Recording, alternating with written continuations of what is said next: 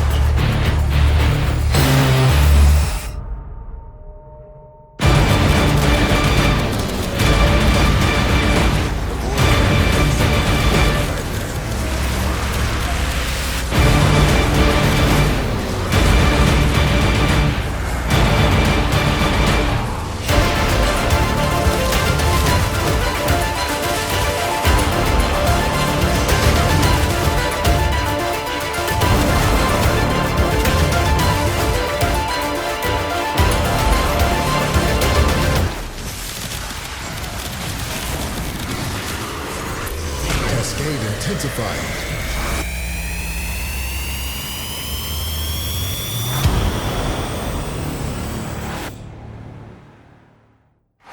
Welcome back to the channel. It's your boy Lau. Happy holidays to you and your loved ones. If you messed with that little montage I put in the beginning of the video, if you think I put my foot in that bitch, comment, like, and subscribe. I appreciate it so much. It goes a long way. Today's video is very low investment frame. It's Garuda. You only need like 3 to 4 formers on her and you're still going to be hitting damage cap. I think Garuda is definitely like top 5, top 3 frames. Let me know down below in that comment section if you agree. As well, comment as well what builds do you run on your Garuda. Get a discussion down below. You already know what it is.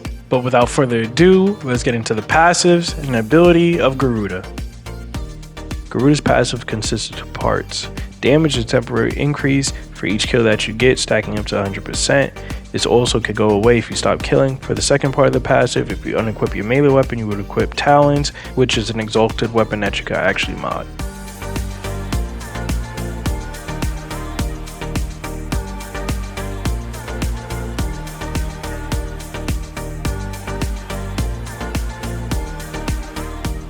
Garuda's first ability is Dread Mirror. It does a lot. You're getting eye frames from latching onto enemies. You can't be knocked down, so you don't need to put prime sure footage on any of your builds with Garuda once you have this ability active. As well, any damage passing through that shield out in front of you is going to multiply the ball's damage that you're launching out to enemies to do destructive powers. Am I forgetting anything? Invincibility? No need for prime sure footage? Damage negation from the front? And unleashing that damage? This ability is amazing.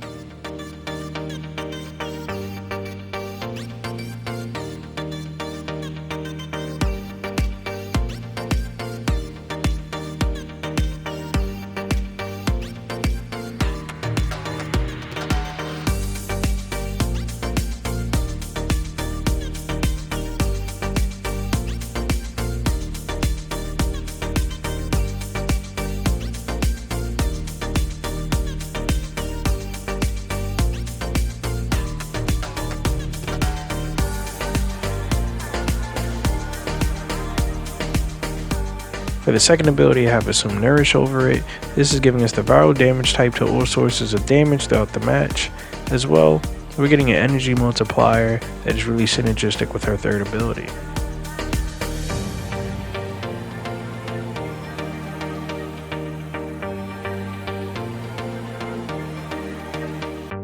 For the third ability, we have Bloodletting. Sacrificing your health will grant you energy and remove any unwanted stat effects. This pairs once again really well with Nourish because we're getting that energy multiplier, so you could literally go from 0 to hero real quick in the energy department.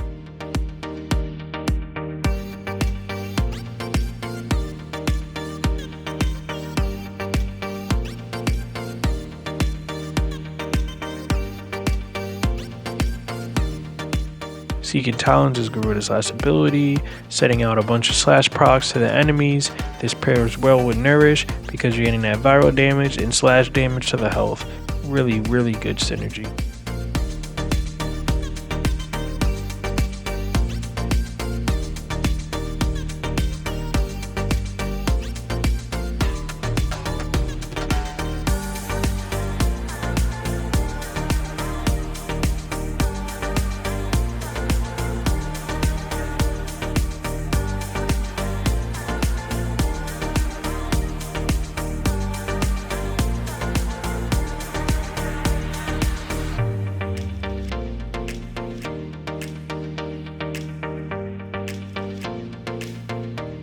Taking a look at the mod setup, we have Brief Respite on ability cast. It converts all energy spent into overshields.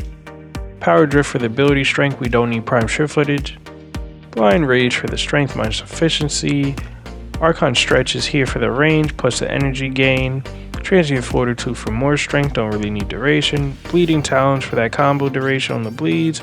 Argus Shriekage for the strength plus the shield coming back as well to pair with Brief Respite. Umbra Intensify for more strength. Prime Flow for the energy. Overextended for the range to max out. Looking at our first arcane here, we have Molt Augmented for that 60% power strength, and Molt Reconstructed is here to heal us anytime we use Bloodletting.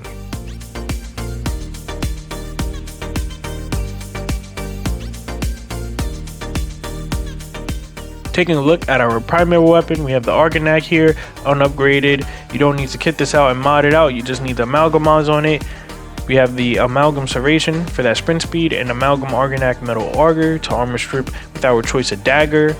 As well, we have Primary Dexterity for that combo duration to our melee. Since we're not killing with this weapon at all, this is the mod in the arcane that we're rocking to boost other aspects of the build. For our secondary weapon, we have the Epitaph Prime, Argus Secrets for that energy conversion into overshields, Lethal Turn for more fire rate and multi-shot, Barrel Diffusion for more multi-shot plus the dodge speed, Isotope for radiation plus more fire rate, Heat Charge for the heat, Argus Pack for that energy conversion into shields, Pistol Pestilence for the toxin and status chance, Convolution for the electric. This is going to combine and give us corrosive to armor strip, Secondary Fortitude to do extra damage against overguard enemies, as well as stripping their overguard and transferring it over to us. So taking a look at the whole Epitaph Prime here, we're armor stripping, we're taking away their overguard and doing extra damage to overguard, and as well as priming all the enemies in the vicinity.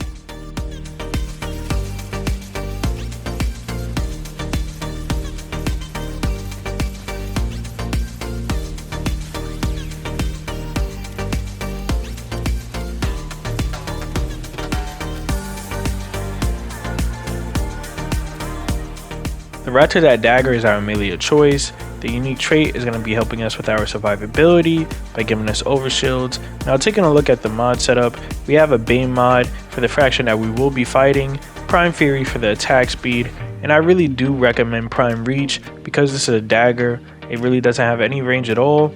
Condition Overload for that melee damage per status type we have on a target. We have Strike as well here for melee influence to spread all the status procs.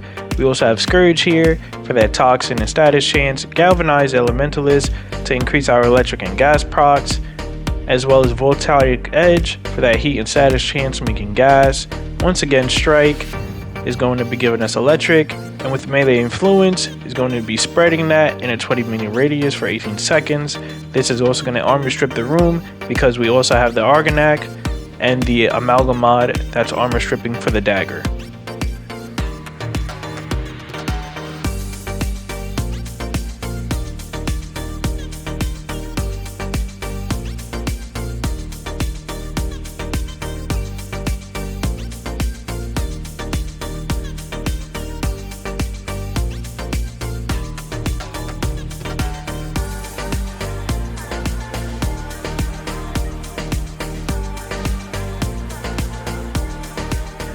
Looking at the Torid, I have a ribbon here for fire rate, crit damage, crit chance, and as well as a negative on their malignant force for their toxin and status chance, high voltage for the electric and status chance, rhyme rounds for the cold and status chance, to proc the arcane primary force bite to get that crit damage and multi-shot, critical delay for the crit chance minus the fire rate, a bane mod of course, galvanized chamber for that multi-shot, and vital sense for the crit damage.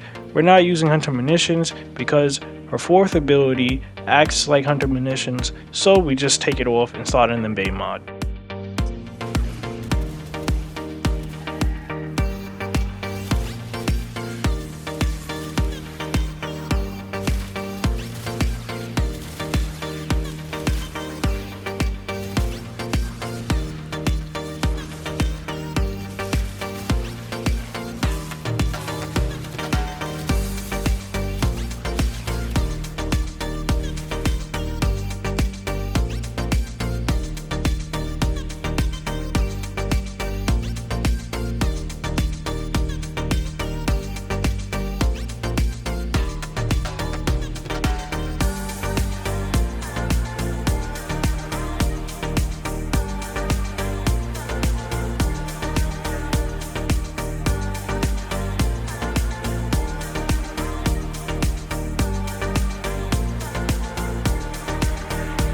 First of all, if you made it to the end of the video, thank you so much. I just want to congratulate you and thank you so much for supporting me.